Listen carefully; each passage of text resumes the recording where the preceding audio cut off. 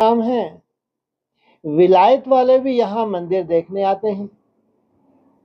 विचारों को यह पता नहीं है प्राचीन भारत कैसा था। 5000 वर्ष से तो पुरानी कोई चीज होती नहीं। भगवान उवाच है क्या, खुदाई में अगर पुराने से पुरानी कोई चीज मिलेगी तो 5000। और ये जो हड्डियां मिल रही हैं इसके डायनासोर के हैं, वो बुद्धू हैं क्या नाप तोल करने वाले हैं? कितने समय पुराने हैं?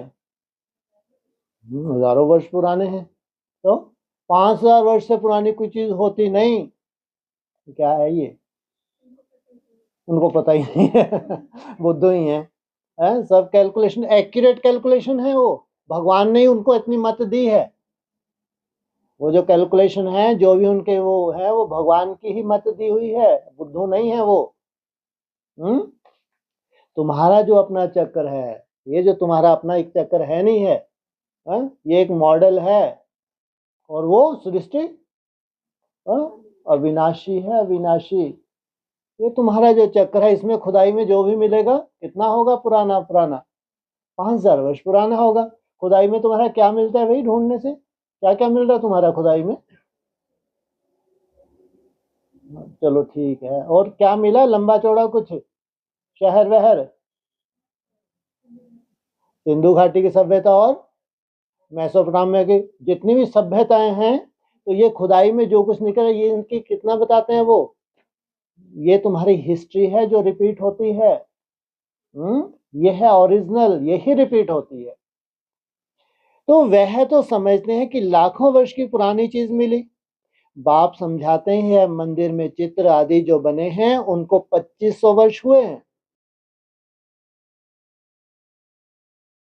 और उसमें जो ये 5000 वर्ष का मॉडल है, हाँ जी, ये तुम्हारा रिपीट होता रहता है। बिल्कुल। तो मतलब ये जो बोलते हैं डायनासोर की हड्डियां और पहले मानव ऐसे होते थे, आदि मानव, वो गलत है। डायनासोर सही है, वो फालतू बातें हैं। वो तो उन्होंने अपनी थ्योरी को ही वो कर दिया, सही नहीं है। डायनासोर सही है, अभी भी मिल रही हैं हड्डियां। इसका मतलब जब तुम्हारा चक्कर शुरू हो रहा था तो इसको सफाई की गई, एक तरह से इसको तैयार किया गया। कब से? लगभग कितना समय हो गया यहाँ तुमको चक्कर लगाते हो हमारे शास्त्रों के हिसाब से? हाँ, मनवंतर बोलते हैं शायद, ऐसी कोई भाषा है, 28वां मनवंतर या जो भी है उनकी भाषा में। तो कैलकुलेशन लगाते हैं तो कितने वर्ष हो जाते हैं? 5000 वर्ष के कैलकुलेट किया तो? अरे 28 को 5000 वर्ष के नो। अच्छा मैं ही बोलूं? 5 ये 15, लगभग 150 या 200 लाख है ना, 150 लाख। हाँ 1.5 लाख, 150 लाख, 1.5 लाख नहीं, 1.5 लाख ही हुआ। हाँ हाँ लगभग 5000 वर्ष का एक चक्कर है। अगर 28 मनवंतर हुए हैं तो कितना हो गया? इतना ये भी बताते हैं।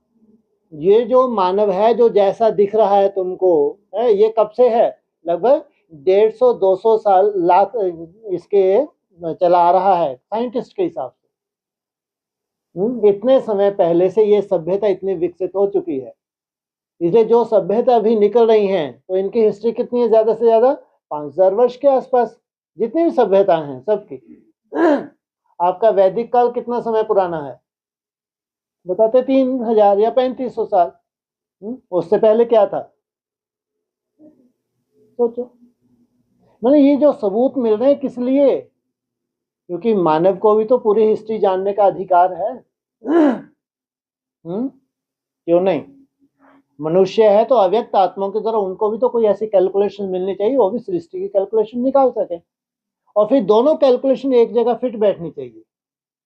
उनकी कैलकुलेशन वो है तुम्हारे शास्त्रों के हिसाब से, और तुम्हारी सात्विक बुद्धि के आधार से एक ही जगह फिट बैठनी चाहिए। इसलिए जो भी आज मिस्ट्री है, कब तक मिस्ट्री है? जब तक ये शरीर छोड़े सब मिस्ट्री क्लियर हो जाए है? जब तक बाप से डायरेक्ट तुम्हारी मुलाकात ना हो, ये पता नहीं इतना कितना दुखदारी है कि ये छोड़े तो मिस्ट्री क्लियर हो। कितना आसान है कह देना दूसरे के लिए। सोचो आप। जब तक बाप से तुम्हारा मिलन ना हो तब तक ये हिस्ट्री जो भी है मिस्ट्री, वो मिस्ट्री ही बनी हुई है। लेकिन संगम युग ही है, पूरी मिस्ट्री तुमको क्लियर करनी है। हाँ जी। तो ये चीज समझ में नहीं आ रही। कौन सी? कि मतलब सृष्टि चलती आती है पर उसमें 5000 वर्ष तुम्हारा चक्र रिपीट होता है। अरे इसमें क्या बचा? तुम्हारा अपना चक्र है जो रिपीट होता जा रहा है। अभी तुमको क्या लगता है 37 में पूरी दुनिया खल्लास? बिल्कुल नहीं होने वाली। आप थोड़ा से कल्पना करके देखो, आपकी छोटी सी दुनिया है वो अलग हो गई, पूरी दुनिया वैसे की वैसे कीड़े मकोड़ों जैसी है, ठीक है, और उसका एटॉमिक शक्ति का काम शुरू हो गया, क्योंकि वो दुनिया तैयार होगी सात्विक। एटॉमिक शक्ति का वार हो तो ये नहीं कि पूरी दुनिया खल्लास होगी एक एटम बम से, ऐसा तो नहीं होगा। लेकिन बड़े तो बड़ा नर्क बन जाए, लेकिन करोड़ों खत्म तो होंगे। जो करोड़ों खत्म हुए उनके ऊपर अभी ये लागू होना है। कौन सा? जो हमारे शास्त्रों में है। कितनी आयु होनी चाहिए भविष्य की? 12-15 वर्ष, इससे ज्यादा नहीं। तो ऐसा साइंस भी यही बताती है। सबसे ज्यादा ये असर करने वाला एटम बम जो तुम्हारा डीएनए है उसको क्या कर देंगे? भस्म कर देंगे। जहां से तुम्हारी आंख पैदा हो रही है वो आंख का जो पोर्शन है ही नहीं, तुम्हारे डीएनए बचा ही नहीं, तो एक आंख लेके पैदा हो रहे हैं। साइंस को मालूम है जो बीतने वाला है, यही शास्त्रों में लिखा है। जब कलयुग का अंत होता है तो आयु कितनी होती है मनुष्य की? 12 से 15 वर्ष। वैसा का वैसा ही होगा। तो ये चक्र चलता जा रहा है, और ये चक्र भी चल रहा है, तुम्हारा चक्र भी चल रहा है। तुम्हारा चक्र कब शुरुआत होती है पूरी तरह? कितनी पॉपुलेशन चाहिए? 9 लाख की पॉपुलेशन चाहिए। अब तुम्हारी दुनिया में 9 लाख जमते जामते तो नहीं होंगे, कितना समय लग जाएगा? माना ये 100 वर्ष तो निकल ही गए, जब भी प्रत्यक्षता होगी उसमें 100 वर्ष और चाहिए साइंस को उसको डेवलप करने के लिए। तो सोचो ये 200-300 वर्ष का टाइम पीरियड जो है ये संगम है। इसमें तुम्हारी पूरी तरह से नई दुनिया आ गई, और ये पुरानी दुनिया नरक है धीरे धीरे खत्म हो रही है, और फिर इसको नहीं रहना है। लेकिन जो तुम्हारी छोटी सी दुनिया खत्म हो, वो चक्र चलता रहेगा। जो तुम्हारा सुंदर मॉडल भगवान ने तैयार कर दिया वो चलता रहेगा, उसमें वृद्धि होती रहेगी, ऊपर से आत्माएं आती रहेंगी। कम से कम 1200 वर्ष में कितनी आत्माएं आनी है ऊपर से? 2 करोड़। और फिर त्रेता के अंत तक 8-10 करोड़। तो ये चक्कर में तुम्हारे जो मॉडल बने उसमें वृद्धि होती, लेकिन है तो बहुत विस्तार। अब विस्तार को फिर वहां द्वापर युग में ले जाओ। सबसे पहला आक्रमण कौन कर रहा है? अलेक्जेंडर। ऑलरेडी उसकी वंशावली है ही है। वो कहाँ से है? मतलब हिस्ट्री में देख लो। नहीं, इधर तो 9 लाख हो गए बढ़ते बढ़ते, तो वो बढ़ते 10 कितने? 9 लाख ही नहीं हुए, और कितनी पॉपुलेशन होनी है अभी? 8-10 करोड़। अब अर्धविनाश होना है यहाँ पे। अर्धविनाश का मतलब ये नहीं कि पूरी सृष्टि वहां खत्म होगी। अर्धविनाश में ये सब बचे हुए हैं, ये जो आगे चल के आक्रमण करेंगे भारत के ऊपर। जो अलेक्जेंडर है उसकी वहां से हिस्ट्री होगी। अभी आप सबके पास जाओ, जितने भी है ना ये, चाहे आप यहूदियों के पास चले जाओ, चाहे आप मुसलमानों के, ये 5000 वर्ष का तो रिपीट हर एक करता है। हर एक कहीं ना कहीं उनके यहाँ 5000 वर्ष का रिपीटेशन है ही है। यहूदी अपने को मानते सबसे प्राचीन हम 5000 वर्ष पुराने हैं। इस्लाम में चले जाओ 5000 वर्ष का कॉन्सेप्ट है ही, सब में ही है। लेकिन जब वो अर्ध विनाश होता है उस वक्त ये बटे हुए हैं देवताएं, तो वहीं से उनकी वंशावली शुरुआत होनी है ना। अब भारत है, भारत गोल्डन एज है, बहुत धन है। अब वो आक्रमण का उस वक्त तो उनकी बुद्धि में जो नक्शा उसी हिसाब से चल रहे हैं। उनको क्या लग रहा है कि नक्शा भारत पूरे विश्व का कितना बड़ा है, जहां से समुद्र शुरू हो रहा है। उनके पास जो नक्शा है जहां से समुद्र शुरू हो रहा है उसके आगे कुछ भी नहीं है। बस वहां तक अगर जीत लिया पूरे विश्व को जीत लिया। बाय रोड चले आ रहे हैं। नक्शे में देखो आखिरी क्या पड़ रहा है? भारत ही पड़ रहा है जो समृद्ध है। तो भारत को जीतना है, उसको पूरी दुनिया जीत ली। ऐसा थोड़ी ऊपर गया था, चाइना तरफ गया था और ऊपर बर्फ ही बर्फ है, रशिया में गया था, कोई जरूरत भी नहीं थी उसको। जो समृद्ध था यहाँ पे, जो उसको दिख रहा था, जो उसको गाइड करने वाला वो बता रहे थे आपको लास्ट कहाँ तक जाना है? भारत तक जाना है। भारत प्राचीन है, बहुत पुराना है। इसका ये नहीं था कि चाइना वहां नहीं था उस वक्त, उसको रशिया नहीं था, थे, ये भी थे। तो हिस्ट्री में ये कभी भी क्या नहीं होती, खत्म नहीं होती, सबकी हिस्ट्री अविनाशी है। हाँ, ये सब भूल गए हैं कि इनका भारत से ही क्या हुआ है, शुरुआत भारत से ही हुई, ये सब भूल गए हैं। ये हमको भगवान आके समझा रहे हैं। जितने भी धर्म पिताएं हैं उनकी शुरुआत कैसे भारत से, मतलब अब ये फैल के कहाँ चले गए, वहीं से शुरुआत हो रही है उनकी, लेकिन शुरू में कहाँ थे, भारत में। अभी भगवान ने सबको कहाँ इकट्ठे किया है, भारत में। सब धर्मों की श्रेष्ठ आत्मा ही ब्रह्मा कुमार कुमारी बन के अभी कहाँ है, भारत में। अभी जो नेक्स्ट जो तुम्हारा दिखने वाली जो बात है भविष्य में, वो है स्वर्गीय संगठन। और फिर स्वर्गीय संगठन के द्वारा कैसे तुम चारों तरफ बट जाओगे, वो वंडरफुल सीन होगी आगे चल के। ऐसे नहीं सब एक जगह बैठे रहेंगे। बौद्धि खंड वाले हैं, उनको कहाँ जाना है, बौद्धि खंड में जाना है। क्रिश्चियन को क्रिश्चियन खंड में जाना है, इस्लामियों को इस्लामी खंड में, बाकी तो सब भारतीय हैं। बौद्ध धर्म खंड तो है, और खासकर ये संन्यास, सिख, और ये तो भारतीय ही है ना, तो ये अपने अपने खंडों में चले जाएंगे। यहीं से शुरुआत होगी, संगम युग से। ये सब सीन आगे चल के हम लोग प्रैक्टिकल देखेंगे। यहीं से वितरण होगा, यहीं से सृष्टि का अंत होगा, तो यहीं से सृष्टि की आदि होगी। नेक्स्ट सीन है, सब सामने आएगा तो मालूम पड़ेगा। संन्यास और सिख और बौद्ध तो भारत नहीं, हाँ, बौद्धि धर्म खंड तो है ना। संन्यास तो यही है, सिख भी यहीं पे है, केवल बौद्धि धर्म खंड है ना, जो मुख्य धर्म है उसमें बौद्ध धर्म आता है, क्रिश्चियन धर्म आता है और इस्लाम धर्म आता है। बाकी ये दोनों तो भारत में ही है। संगठन जो बनेगा तभी बढ़ जाएंगे। आगे की सीन है, देख तुम ये शरीर थोड़ी छोड़ रहे हो। जो सीन कल की है कल देखेंगे। अभी अव्यक्तवाणी इशारे हैं, अभी अव्यक्तवाणी जब तक तुम्हारी खत्म होगी उसमें सब आ जाएगा। अव्यक्तवाणी सब कुछ है, इशारे हैं। अभी जो आएगी ना अच्छा अव्यक्तवाणी, तो उसमें पूरा ये इशारों की भाषा उसमें आ जाएगा सब कुछ। हाँ जी, तो जो यहाँ पे भारत के ऊपर इतना राज्य करके गए ना, अभी जैसे कि जो चले गए। अच्छा, आपने देखा था जो गए ना, हाँ जी, दूसरे धर्म की आत्मा, उन्होंने अपना राज्य करके नहीं गए, मार काट करके गए, लूट के गए हैं, राज्य करके नहीं गए। हाँ जी, तो फिर से ये आप जब आएंगे, टाइम आएगा तो फिर बिल्कुल आएंगे, बिल्कुल लूट के ले जाएंगे। लूटना ही है इनको। तुम लूटे हो तो उन्होंने लूटा है। हमने जितनी अपनी धारणाएं छोड़ी तो लूटेंगे। इसलिए तुम्हारी गारंटी कितने उसकी ली है, 1/4 और 3/4, ये गारंटी ली है भगवान ने। तो 1/4 जो तुमको दुख मिलना है उसमें भी नंबरवार। कोई आत्मा 82-83 जन्म भी सुखी रही है।